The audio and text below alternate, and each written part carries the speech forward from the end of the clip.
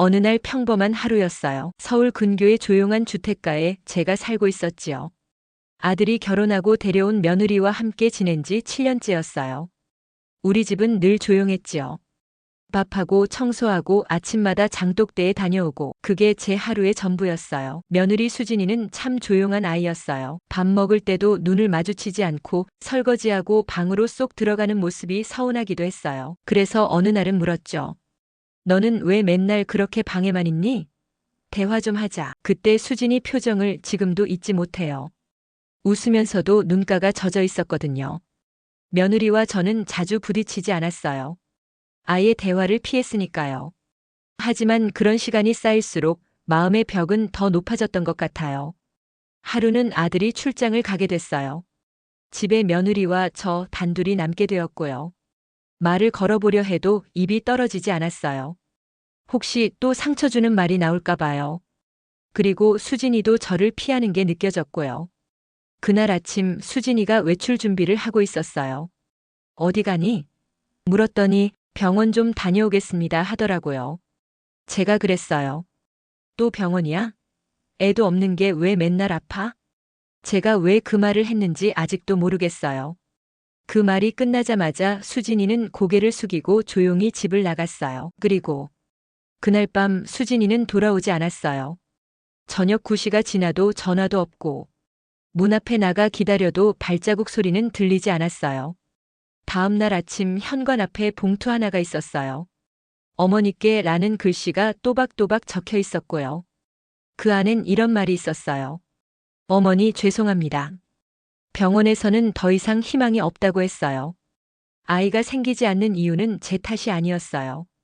몇 번이고 말씀드리고 싶었지만 늘 내가 부족해서 그렇지라는 눈빛이 무서웠어요. 어머니의 밥상은 따뜻했지만 전 그 안에서 점점 작아졌어요. 잠시 저만의 시간이 필요해요. 민수 오빠는 걱정하지 마세요. 편지를 다 읽고도 눈물이 안 났어요. 손에 편지를 꼭 쥐고 내가 뭘 그렇게 몰랐을까 그 생각만 맴돌았어요. 며느리가 떠난 지 일주일쯤 되었을 무렵이었어요. 그날도 저는 습관처럼 현관 앞에 슬리퍼를 가지런히 놓고 멍하니 거실에 앉아 있었어요. TV는 켜져 있었지만 소리는 듣지 못했고요.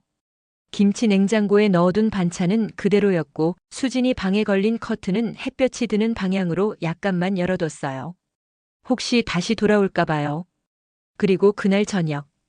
해가 막 넘어가려던 참 탁 하는 익숙한 문소리가 났어요. 저는 놀라서 슬리퍼를 질질 끌며 달려나갔고요. 현관문이 천천히 열렸고 거기 수진이가 있었어요. 까맣게 타버린 눈 밑, 머리는 질끈 묶은 채 작은 캐리어 하나를 끌고 있었어요. 입은 웃고 있는 듯 했지만 눈은 아직 말라있지 않았고요. 어머니. 입을 떼는 순간 목소리가 떨렸어요. 얼마나 망설였는지 숨 쉬는 것조차 조심스러워 보였어요. 저는 멍하니 서 있다가 들어와라. 그 말이 나올 때까지 참 오래 걸렸던 것 같아요. 그 한마디가 목구멍을 넘어오는데 왜 그렇게 가슴이 조여오는지요. 수진이는 고개를 숙인 채 조용히 들어왔고요. 그날은 아무 말 없이 각자 방으로 들어갔어요. 밤이 되자 거실이 적막했어요. 그 적막 속에서 저는 드디어 울었어요. 처음으로 그 아이 마음이 보였거든요. 그동안 내가 놓쳤던 눈빛, 맺히던 숨소리, 작은 손동작 하나까지 다 떠올라서요. 그리고 다음 날 아침이었어요. 수진이가 부엌에서 설거지를 하고 있더라고요. 제가 말없이 다가가 함께 그릇을 닦기 시작했어요. 어머니, 제가 해요. 앉으세요. 그 말이 그렇게 고마울 줄 몰랐어요. 나는 그저 조심스럽게 그릇 하나를 닦으면서 작은 목소리로 말했어요. 수진아, 그날 내가 너무 심했지. 나는 그냥 내가 참는 게 당연한 줄 알았어. 내가 며느리일 땐 나도 많이 참았거든. 그래서 너도 그러는 줄만 알았어. 그 말을 하면서 제 손이 덜덜 떨렸어요. 수진이는 잠시 멈추더니 고개를 푹 숙인 채 저도 말씀드리고 싶었어요. 근데 자꾸 작아지는 기분이 들어서요. 라고 하더라고요. 그 순간 저는 손등으로 앞치마를 닦으며 수진이 손을 조심스레 잡았어요. 그리고 아주 작게 말했어요. 이제 그렇게 살지 말자. 나도 배우고 너도 가르쳐줘. 우리 같이 해보자.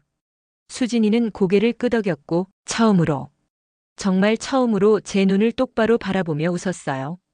그 웃음이 제 인생에서 가장 따뜻한 햇살처럼 느껴졌어요.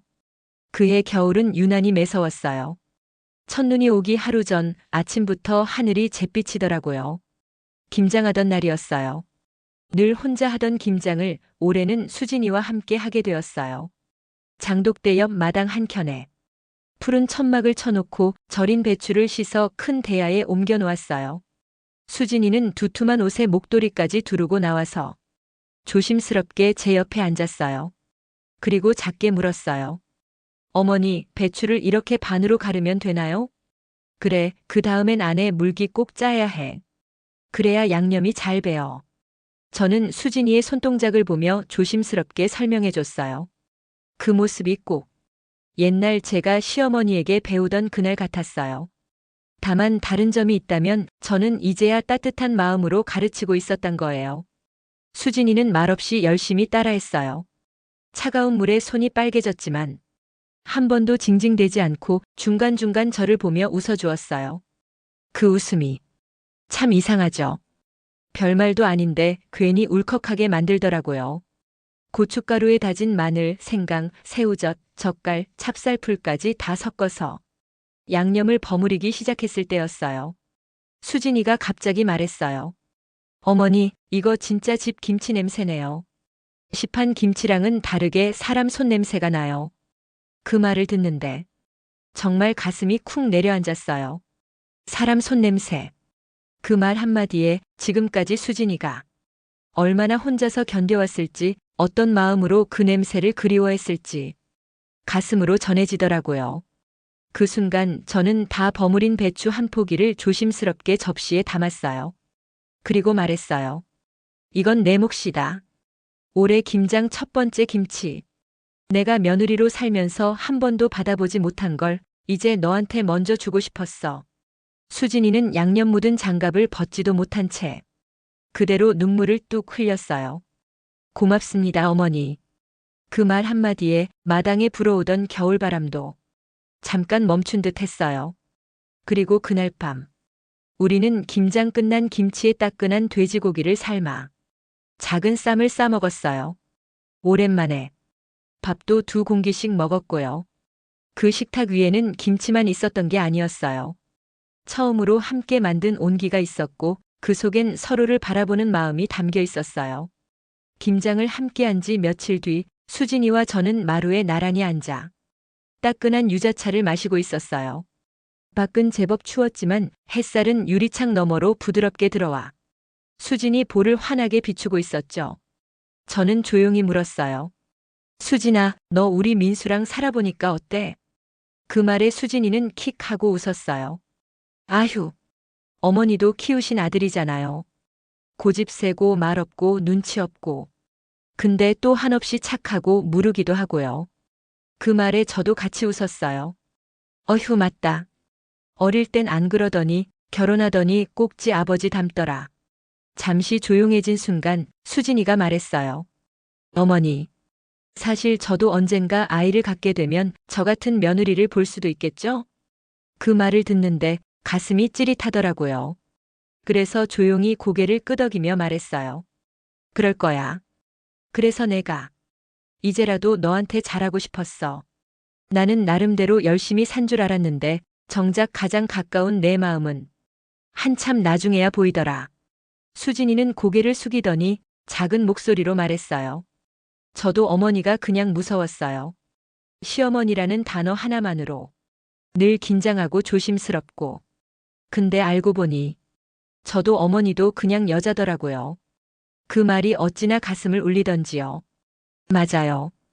우리는 모두 누군가의 딸이었고, 누군가의 며느리였고, 또 누군가의 아내였고, 그리고 하나의 여자로 살아가고 있는 거였어요. 그날 밤 수진이는 제게 다가와 처음으로 안겼어요. 어머니, 아니, 엄마라고 불러도 될까요? 저는 말없이 수진이 등을 두드리며 속삭였어요. 그럼. 지금까지는 며느리였지만 이제부터는 내 딸이니까. 그날 장독대 위엔 작은 꽃 화분 하나를 올려뒀어요. 수진이가 손수 심은 작은 노란 국화였어요. 올해 김치처럼 이 꽃도 오래오래 갔으면 좋겠어요. 라고 말하던 수진이의 웃음이 아직도 제 마음을 따뜻하게 덮어줘요. 우리는 살아가며 많은 관계를 맺어요. 그 중에서도 가족이라는 이름으로 만나는 인연은 때로는 가까워서 더 어렵고 서로 잘 안다고 착각해서 더 상처받기 쉬운 것 같아요. 하지만 한 걸음만 더 다가가면 그 안에 우리가 미처 몰랐던 따뜻함과 닮은 마음이 있다는 걸 알게 돼요. 시어머니와 며느리. 그저 제도적인 관계가 아니라 같은 여자로서 같은 인생을 걷는 동반자일지도 몰라요. 오늘 당신의 가족에게 그 말을 건네보세요. 이젠 우리 진짜 가족이 됐으면 좋겠어요. 시청해주셔서 감사합니다. 다음에 더 좋은 이야기로 찾아올게요.